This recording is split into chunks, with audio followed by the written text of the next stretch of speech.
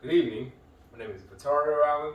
Today I'll be doing a PowerPoint presentation on deep vein thrombosis and thromboembolism. The reason why I selected this topic is because the patient that I did my concept math on in clinicals, I had a 50-year-old Hispanic female who came into the ED after 4 days of shortness of breath and chest tightness, and come to find out she had two lower extremity DVTs and a pulmonary embolism and a possible mass in her right atrium.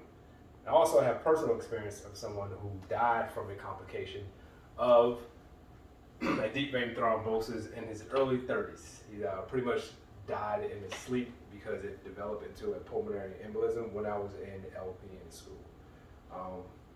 Go ahead and go to the next slide. We'll talk about what exactly is a deep vein thrombosis. Deep vein thrombosis, aka venous thromboembolism as it is commonly known, or VTE, is defined as the forming of a thrombus or a blood clot that is associated with an inflamed vein. If the thrombus is formed in the vein near the skin, it is superficial. Common superficial veins are the greater saphenous vein and the lesser saphenous vein. If the vein is formed in a deep vein, it is called a DVT, or deep vein thrombosis. The most common sites for DVTs are the iliac and the femoral veins. Other deep veins where DVT can form is the popliteal vein and the tibial vein. Next, we'll talk about risk factors for deep vein thrombosis. Next slide.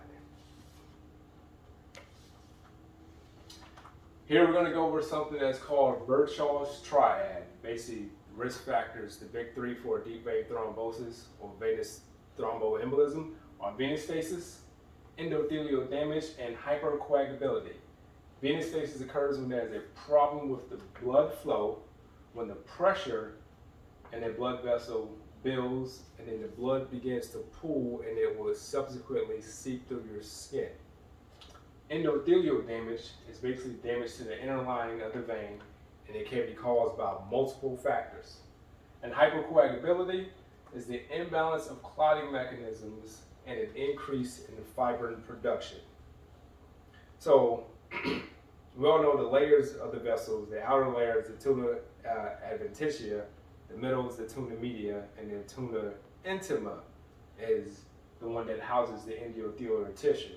And the endothelial lining of the vein provides a frictionless pathway for a free movement of blood. The next slide, we're going to go a little more into detail on why these three are such risk factors for deep vein thrombosis. Venous stasis. Basically, you can have malfunctioning valves, you can have atrophy of an extremity muscle, a change in the direction of blood flow, especially a change in the unilateral direction of blood flow, commonly caused by obesity, pregnancy, long trips without exercise, such as a long car ride or a long flight, and prolonged immobility.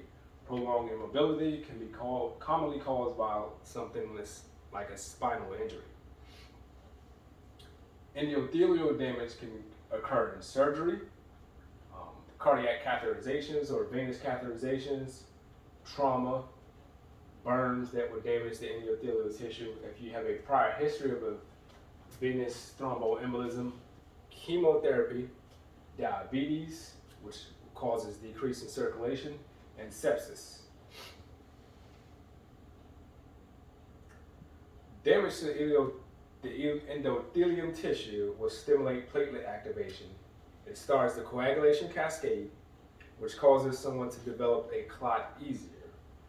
When someone is septic, they will release endotoxins that causes excessive hypercoagulability. Women who also take estrogen-based oral contraceptives, birth control, or women who are postmenopausal and take hormone therapy are also at an increased risk for venous thromboembolisms.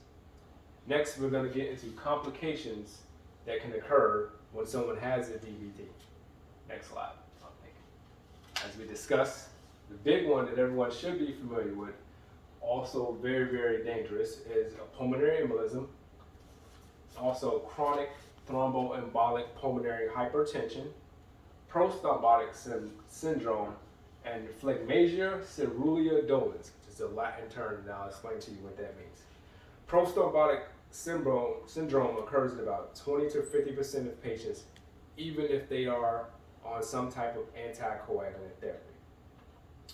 Phlegmasia caeruleus dolens is a rare complication that's usually seen in advanced cancer patients, and is basically when someone has a swollen, a blue, and a painful leg. Next, we know what it is, we know what complications can occur, and we're going to discuss what to look for. So what are you going to assess for when it comes to a DVT or a venous thromboembolism? Next slide.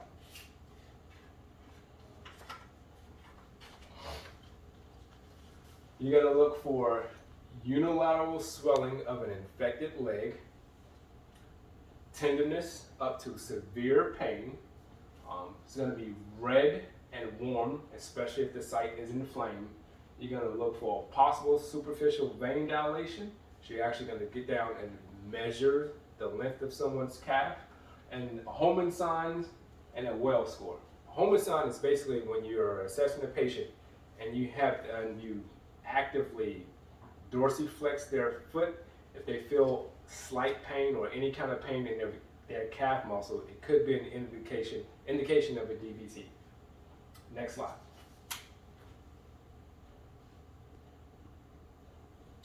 Wells score. This is a documented score to assess for a DVT. As you can see here, we have 3 categories. Anywhere between -2 and 0 is a low risk, 1 to a 2 a moderate risk, and a greater than a 3 we have a high risk. Basically, each of these you're going to score 1 point, except for -2 you have active cancer, immobility greater than 3 days, or major surgery that's less than 4 weeks, calf swelling greater than 3 centimeters compared to the other leg, collateral non-varicose superficial veins, the entire leg is swollen, local tenderness along the deep vein system, pitting edema is greater in the symptomatic leg, paralysis, paresis, or recent plaster immobilization, someone just recently got a cast, previously documented DVT, or alternative diagnosis to DVT is more likely. Next slide. Diagnostic studies. We're going to check a few ways: blood labs, non-invasive studies, and invasive studies. Blood, we're going to check activated prothrombin time, INR, bleeding time, hemoglobin, hematocrit, platelet count, D-dimer, and a fibrin monomer complex. Non-invasive studies are going to include venous compression ultrasounds or duplex ultrasound.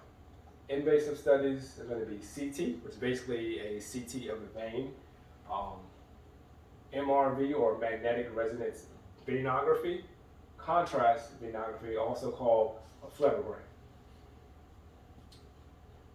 So on the blood levels, you're going to have an altered level of certain blood labs if there's an underlying blood dyscrasia. You're going to have an increase in hemoglobin and hematocrit and polycythemia. Your non-invasive studies are going to evaluate your deep femoral, popliteal, and posterior tibial veins. Your invasive studies, you're going to use the spiral CT to evaluate leg and hip veins with contrast. MRI will use a special software to evaluate blood flow through the veins. And your phlebogram is basically an X-ray to determine the location of the clot. A few ways to treat this. The first way we'll talk about is medication. Next slide. Treatment for DVT, VTE medications. You're going to use your vitamin K antagonists, heparins, low molecular weight heparins, such as we have warfarin, of course your regular heparin, your low molecular weight heparins such as Lovenox, dalteparin, and then your thrombin inhibitors such as argatropan, and Xarelto, Eliquis, things of that nature.